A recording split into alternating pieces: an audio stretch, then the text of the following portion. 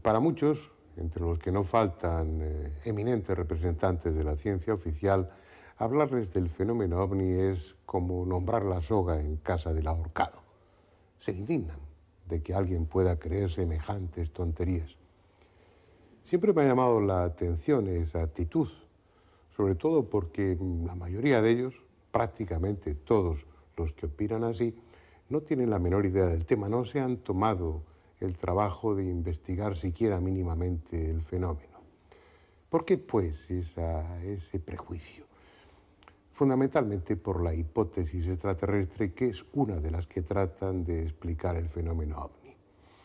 Descartados los planetas de nuestro sistema solar, buscar vida inteligente en el universo nos llevaría a recorrer unas distancias inimaginables. Distancias absolutamente fuera del alcance de nuestra ciencia y mucho más de nuestra tecnología actual. Esa es la razón fundamental para negar el fenómeno ovni. Por lo tanto, más que una razón, yo creo que es una consideración infantil. Primero, porque la cantidad de información que hay en este momento resulta tan abrumadora que negar la existencia del fenómeno ovni es negar la evidencia. Segundo, porque nuestra ciencia ha evolucionado en estas décadas lo suficiente como para que nos sintamos orgullosos de ella, pero hay que reconocer que es mucho más el camino que nos queda por recorrer que el que hemos recorrido hasta ahora.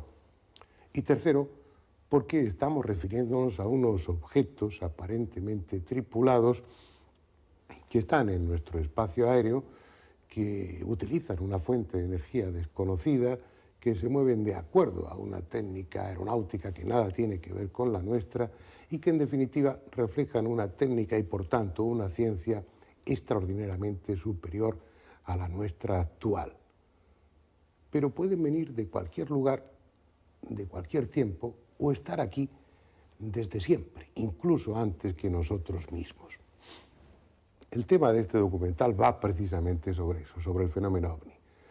A lo largo de los meses que duró el rodaje, en los diferentes países fuimos recogiendo, como no, el testimonio de muchas personas que habían sido protagonistas de una o de otra manera del fenómeno ovni.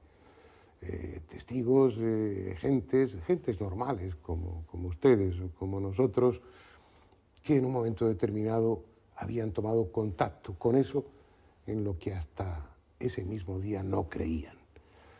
Todos esos testimonios vienen a ser como una especie de cuaderno de campo con imagen y sonido en el que se confirma una vez más la universalidad del fenómeno ovni. Espero que les interese y que escuchen esos testimonios con la atención que se merecen.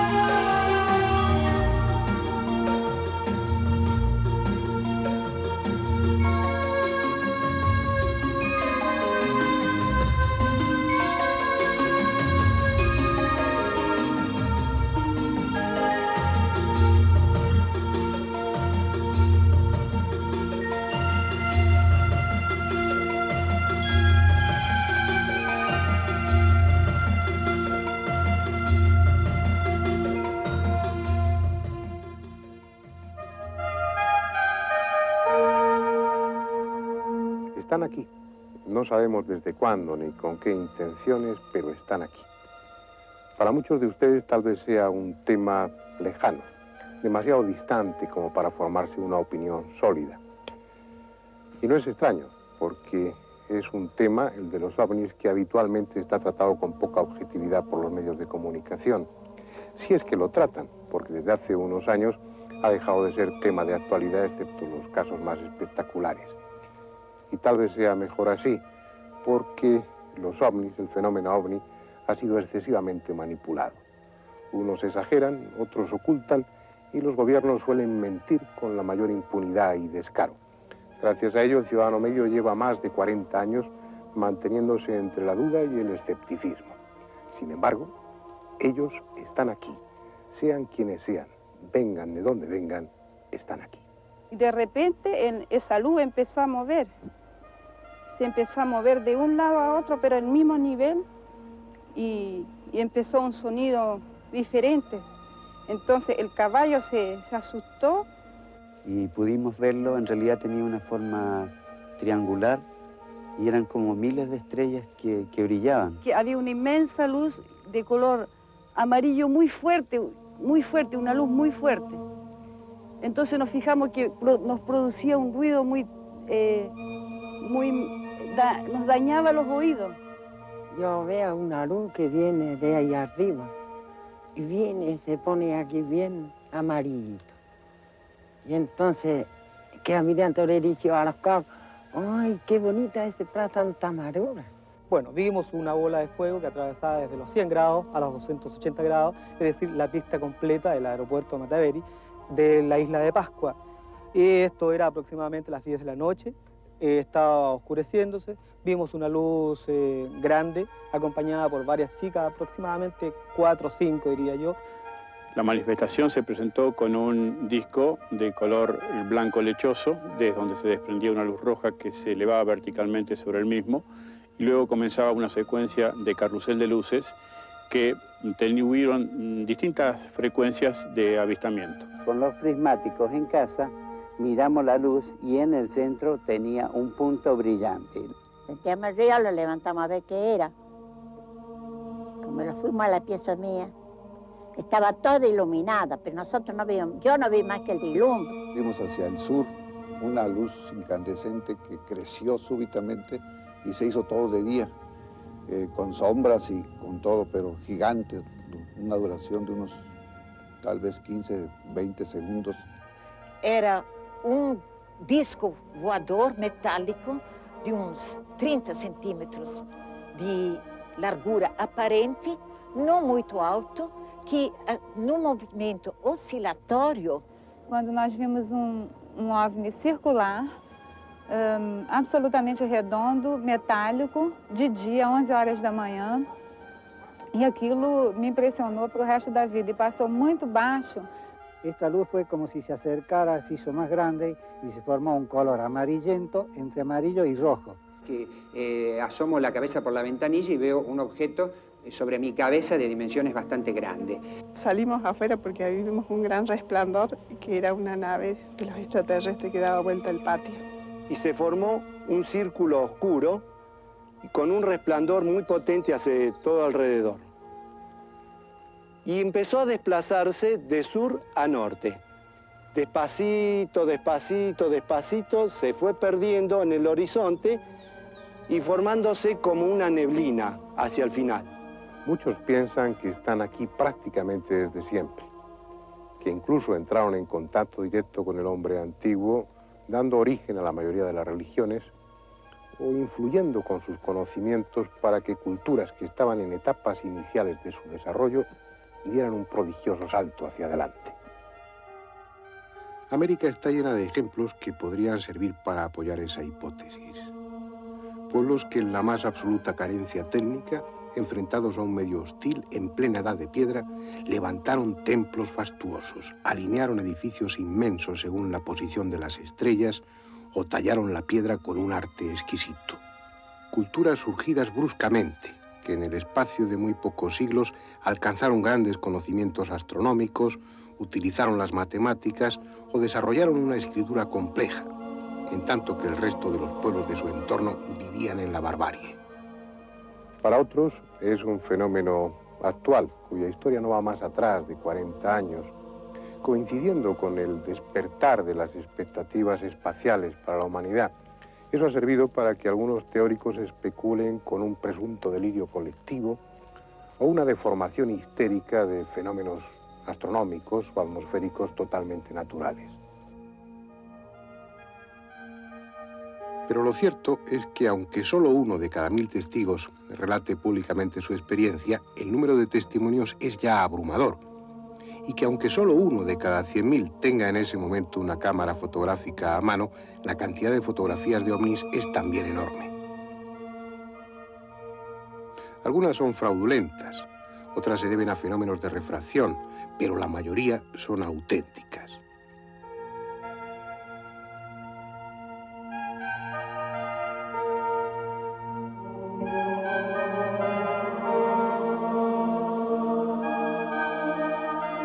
Incluso los ovnis han sido filmados en diferentes ocasiones, como este, obtenido el 29 de mayo de 1986 por una cadena de televisión brasileña que estaba realizando en ese momento un comercial.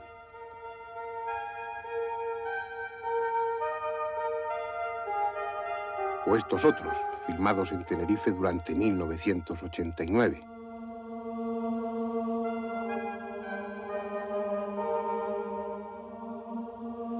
A pesar de documentos gráficos como estos y de los millones de testigos, los gobiernos siguen guardando silencio. Es bastante habitual que los ovnis sobrevuelen los países y que surjan las alertas rojas, que salgan los aviones de combate en su interceptación. Los estados mayores, especialmente, tienen muy buena información sobre esto. Nosotros disponemos de datos abundantes al respecto que lo ratifican. Pero, sin embargo, siguen guardando silencio, como decimos. Probablemente una de las razones para esta actitud respecto a los militares, respecto a los estados mayores, se basa en el hecho de que se encuentran atados de pies y manos. La tecnología de estas naves es tan extraordinaria, yo diría que casi tan mágica, que ni siquiera los aviones más modernos, más complejos, pueden hacer absolutamente nada y quedan sencillamente en ridículo, como si se tratara de simples juguetes al lado de ovnis. Pero a pesar de ello, también hay excepciones. De vez en cuando, algunos de los gobiernos, sobre todo los militares, tienen la nobleza de reconocer públicamente que han tenido encuentros con ovnis. Este es el caso, por ejemplo, del histórico 19 de mayo de 1986 en Brasil, donde las Fuerzas Armadas, ante la sorpresa de todo el mundo, se sentaron frente a los periodistas para reconocer la realidad del fenómeno ovni. Durante vários minutos, as aeronaves nossas que decolaram foram acompanhadas por esses objetos. Uma aeronave foi acompanhada por cerca de 7 de um lado e 6 do outro. Agora, qual é a explicação? Não podemos dar ao senhor, porque nós não temos essa explicação. De todas formas, el tema ha alcanzado tal dimensión que preocuparse a estas alturas de lo que puedan es una tontería. Como lo es invertir tiempo y dinero para comprobar si una fotografía es auténtica o está trucada, o confeccionar larguísimas y complejas estadísticas en las que encajar según su nivel de credibilidad al testigo. En este momento el fenómeno ovni es tan evidente que aquel que duda de su existencia es simplemente porque no está suficientemente informado. Lo paradójico es que mientras algunos investigadores invierten sus esfuerzos en convencerse a sí mismos y a los demás de que los ovnis existen, muchas personas, muchas más de las que pueda pensarse, están en contacto con los tripulantes de esos objetos volantes no identificados. Porque paralelamente a esa tecnología asombrosa, ellos parecen no tener dificultad alguna para ponerse en contacto mentalmente con nosotros. Que estava observando desde quando nós começamos a iniciar o contato com o radar, que a mesma coisa estamos observando. Este es el comandante Gerson Maciel de Brito, piloto de líneas aéreas brasileñas. Él tuvo una experiencia en relación con los ovnis. Fue el 8 de febrero de 1982. Un objeto no identificado acompañó a su avión, un Boeing 727 de la línea VAS de Brasil, durante 1 hora y media. Tripulación y pasajeros tuvieron tiempo sobrado para observar detenidamente el objeto luminoso. Pero además, otro avión comercial desde un ángulo distinto también lo tuvo a la vista, y el radar de tierra estuvo determinando su presencia y trayectoria en todo momento. Un caso claro, pero nada excepcional. A no ser por un detalle. El comandante Brito intentó entrar en contacto telepático con los tripulantes del OVNI y obtuvo una respuesta que no deja lugar a dudas. E num determinado momento, após já 1 hora e tanto, eu achei por bem tentar uma mentalização, um processo telepático, de já admitindo ser uma nave extraterrena, porque um objeto do nosso conhecimento não podia desenvolver aquela performance de deslocamento e mutações de cores, que eu nunca tinha visto isso. Foi então que eu, sem ter tido um preparo adequado, eu tentei focalizar o OVNI e emitir mentalmente uma mensagem de que eu já estava entendendo ser um engenho fora da nossa tecnologia, do nosso conhecimento. E se porventura estavam tentando um contato conosco, que eles pudessem fazer de uma forma como fosse melhor para eles, no caso, né? Que eu os recebia fraternalmente, já entendendo ser uma civilização extraterrena, e gostaria que eles nos mostrassem como poderia ser esse contato. Foi quando houve a aproximação, a 8 milhas, o radar Sindacta nos informou que estava detectando um ponto à nossa esquerda, a 8 milhas, a posição 9 horas. Foi quando o OVNI aproximou-se, uma luz bem concentrada, azulada, inundou todo o interior do nosso avião, o nosso painel de voo, o nosso para-brisa, e daí então passou a nos acompanhar até o pouso no galeão.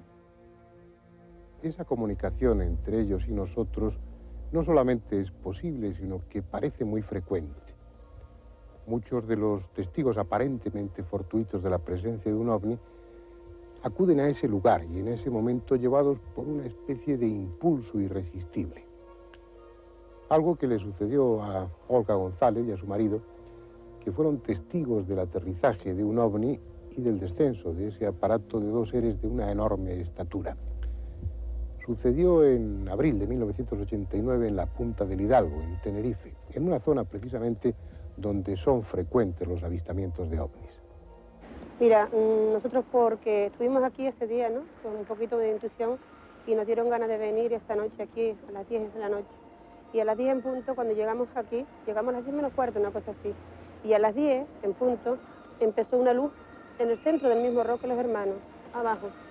En el mismo centro empezó como unas señales, ¿no?, un círculo haciendo señales con una luz roja y amarilla. Entonces yo le dije a mi marido, mira Juan, esto para mí es un contacto, ellos tienen que estar cerca porque siento una sensación como que nos sentimos observados.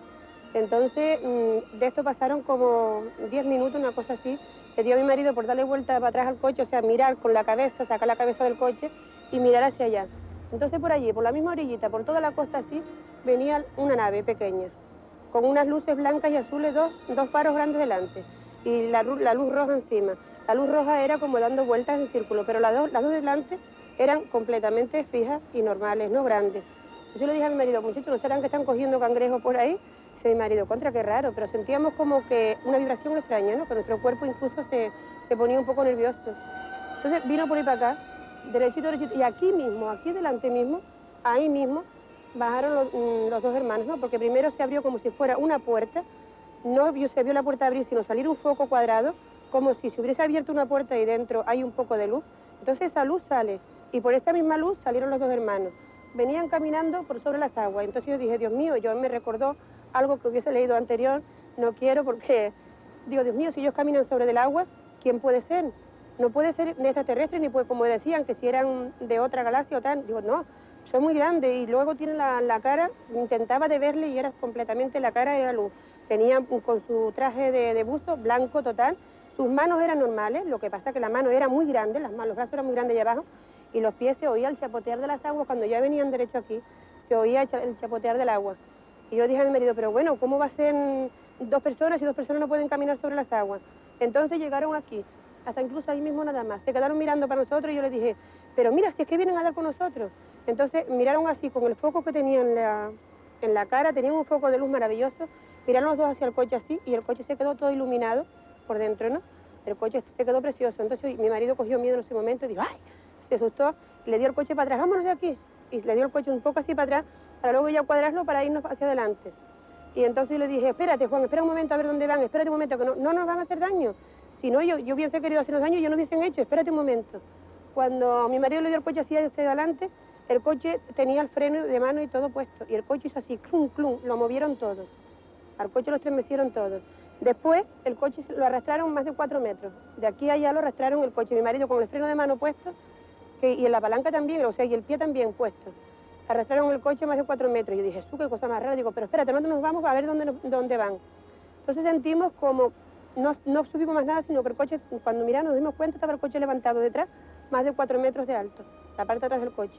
Incluso yo me asusté y miré para atrás, digo, ostras, me asusté, ¿no? Una cosa normal, porque para mí este mundo es nuevo y yo, la verdad que es algo desconocido que uno no tenía. Hoy sí comprendo con la misión que vienen, hoy comprendo con lo que son, que no quieren hacernos daño, por Dios, ni mucho menos.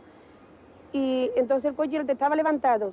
Entonces ya cuando dejaron el coche en el suelo, que pusieron el coche bien en el suelo, entonces ellos cogieron por ir para allá, muy lentos, con aquel caminar tan pesado como si nuestro planeta le molestara el caminar. Cogieron entonces por ir para allá y se fueron derechos a aquel hueco de la montaña. Entonces ahí nos fuimos nosotros. Olga, ¿por qué razón vinieron aquí esa noche a Punta de Hidalgo? Bueno, no sé, fue una intuición y un desespero enorme de estar aquí, ¿entiendes? No lo sé, el motivo no te lo puedo explicar, Juan, porque fue un desespero enorme, fue una intuición que es un poquito intuitiva y tenía ganas de estar aquí esta noche, como la segunda vez que pasó.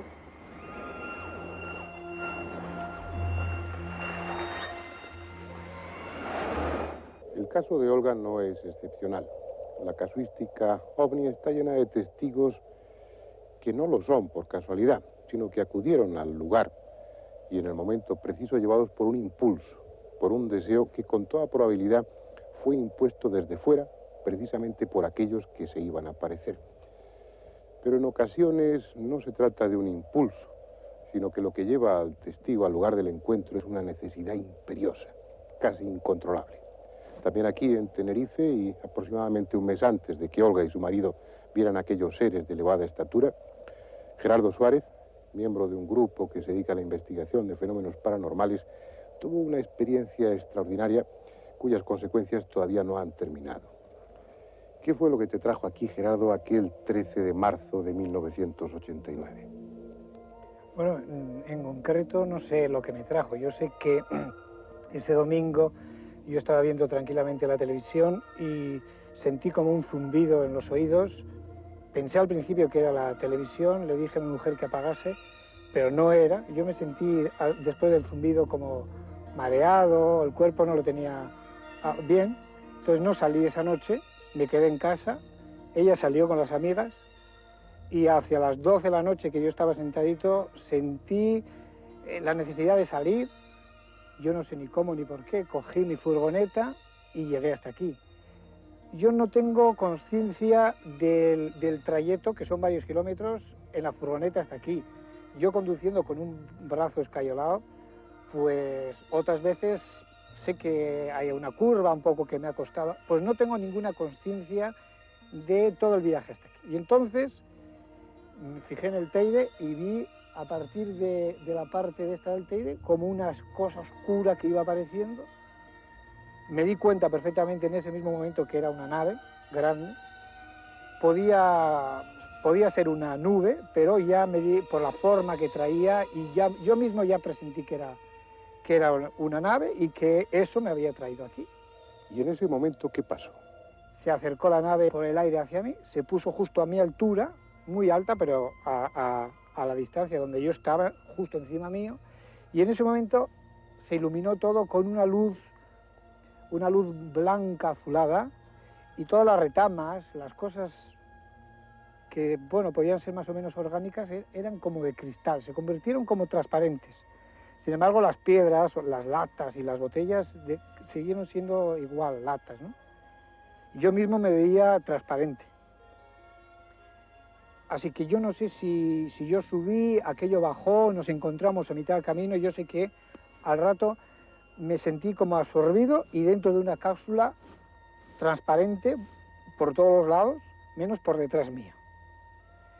Aquello empezó a subir, a elevarse, y yo empecé a ver el Teide cada vez más bajo. La nave subió muy alto, yo vi las islas, todas las islas, vi hasta lo que podía ser el continente africano allí a lo lejos, y entonces ya me di cuenta que la nave giraba, cogía esta postura así, giraba así, y se dirigía hacia la isla de La Palma, y entre la isla de La Palma, la isla de Tenerife y La Gomera, se estacionó y empezó a bajar. En ese momento aparecieron como otras dos naves más pequeñas, todo esto ellas sin luces, yo sí tenía luz dentro del habitáculo donde estaba, y esto empezó a bajar, hasta que vi el mar, vi las dos naves, las dos bolas esas, meterse dentro del agua. Nosotros nos quedamos como a 5 metros del agua, parados, empezó a meterse muy lentamente dentro del agua, se apagó la luz que había, se puso todo oscuro. Yo sentí que nos estábamos metiendo dentro del mar, lo sentía porque notaba que el agua rozaba el aparato y todo era muy lento. Y yo pensé, esto parece que les cuesta, que es peligroso, que estamos metiendo en el mar, pero que la maniobra es peligrosa. Y entonces oí una voz dentro que me decía, sí, la maniobra es peligrosa, pero además debemos evitar no menear demasiado el agua. Al tiempo oí como dos clac, clac. Yo noté que sentí que se había acoplado la nave en algo y se hizo la luz otra vez. En ese momento yo miré hacia atrás, la parte que estaba unida a otra cosa, miré hacia atrás y aquello estaba abierto, había un pasillo alargado con una mesa y 4 individuos, un matrimonio mayor y un matrimonio más joven. Todos tan asombrados como yo, no asustados, pero sí asombrados. Entonces casi nos presentamos, coño, ¿qué haces aquí? ¿Cómo estás aquí? Pues nada, yo estaba en la playa de Arafo y de repente me sentí aquí, ellos dos. Y el otro, la pareja más joven, no, pues yo estaba en las Cañadas y de repente pues me sentí aquí, ¿no? Entonces nos dimos cuenta que éramos individuos que estábamos allí. Yo no sé si lo habíamos buscado o no, pero bueno, estábamos de alguna manera, sin esperarlo, allí dentro. Estuvimos hablando un largo rato, hasta que apareció un individuo que yo había visto anteriormente como en sueños, que yo le llamaba el hombre de la boina roja. Entonces yo a este individuo que lo veía en sueños, mi mayor sorpresa fue un día cuando lo vi en persona paseando por el Puerto de la Cruz, debajo de mi balcón, mirando a mi balcón.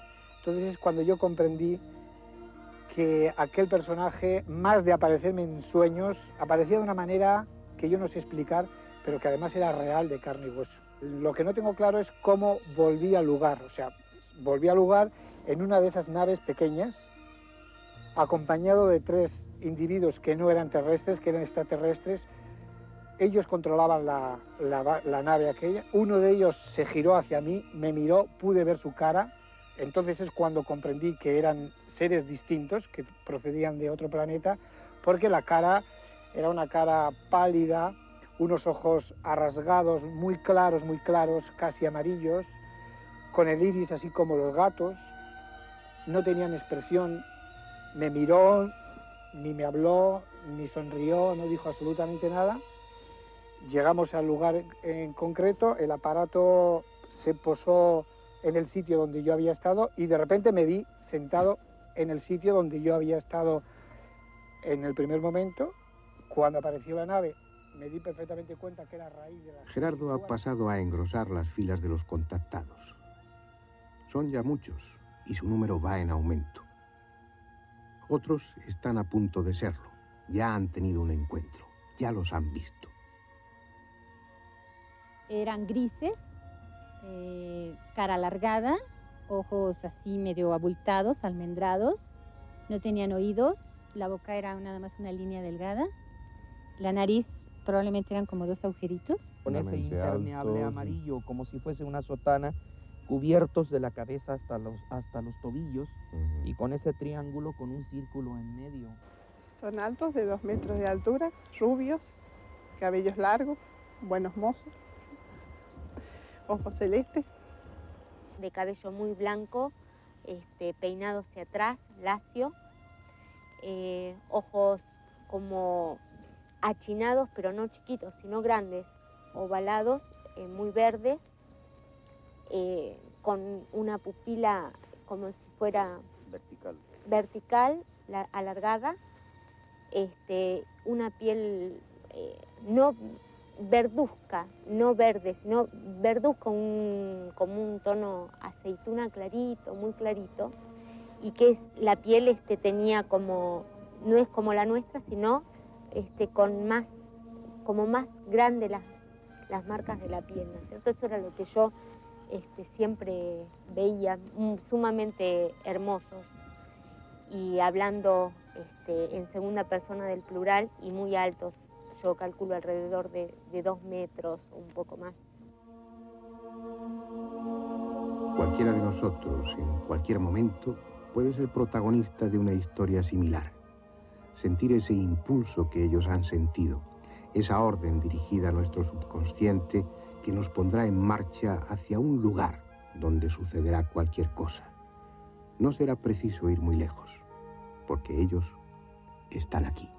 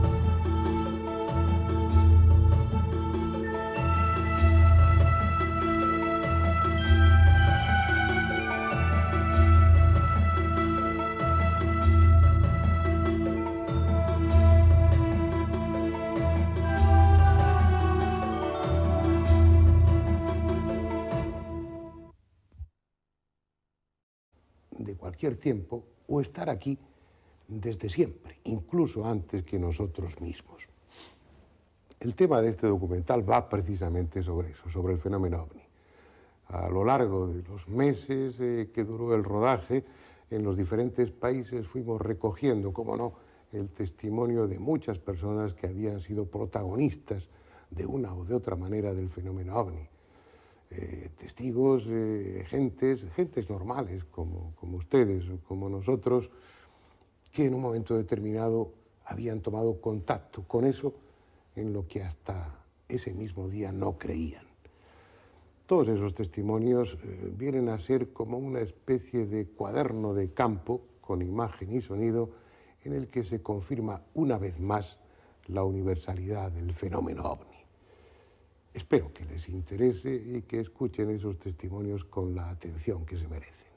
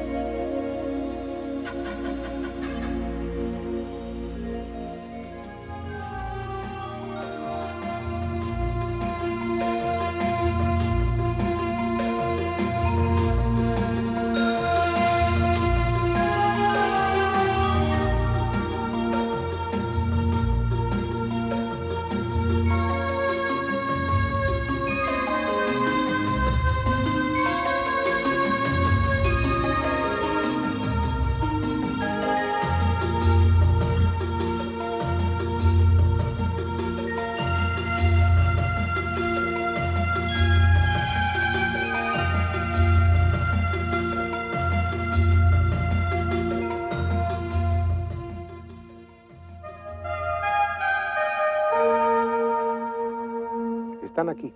No sabemos desde cuándo ni con qué intenciones, pero están aquí. Para muchos de ustedes tal vez sea un tema lejano, demasiado distante como para formarse una opinión sólida. Y no es extraño, porque es un tema, el de los ovnis, que habitualmente está tratado con poca objetividad por los medios de comunicación. Si es que lo tratan, porque desde hace unos años ha dejado de ser tema de actualidad, excepto los casos más espectaculares. Y tal vez sea mejor así, porque los ovnis, el fenómeno ovni, ha sido excesivamente manipulado.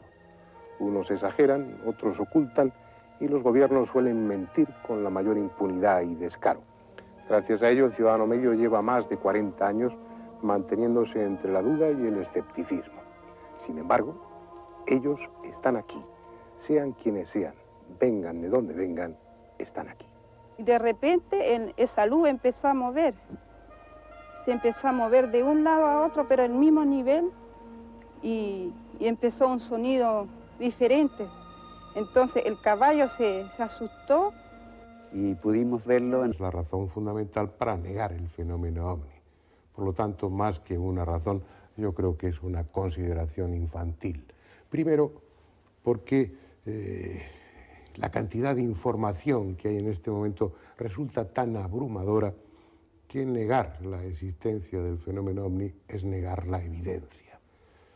Segundo, porque nuestra ciencia ha evolucionado en estas décadas lo suficiente como para que nos sintamos orgullosos de ella, pero hay que reconocer que es mucho más el camino que nos queda por recorrer que el que hemos recorrido hasta ahora.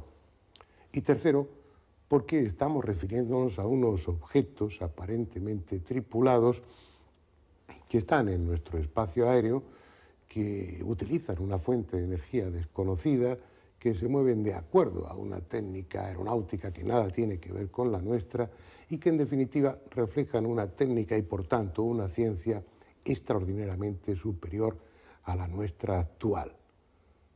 Pero pueden venir de cualquier lugar.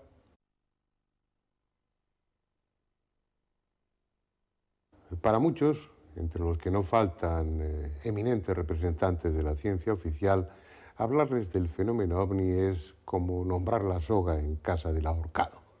Se indignan de que alguien pueda creer semejantes tonterías. Siempre me ha llamado la atención esa actitud, sobre todo porque la mayoría de ellos, prácticamente todos los que opinan así, no tienen la menor idea del tema, no se han tomado el trabajo de investigar siquiera mínimamente el fenómeno. ¿Por qué, pues, ese prejuicio? Fundamentalmente por la hipótesis extraterrestre, que es una de las que tratan de explicar el fenómeno ovni. Descartados los planetas de nuestro sistema solar, buscar vida inteligente en el universo nos llevaría a recorrer unas distancias inimaginables. Distancias absolutamente fuera del alcance de nuestra ciencia y mucho más de nuestra tecnología actual. Esa es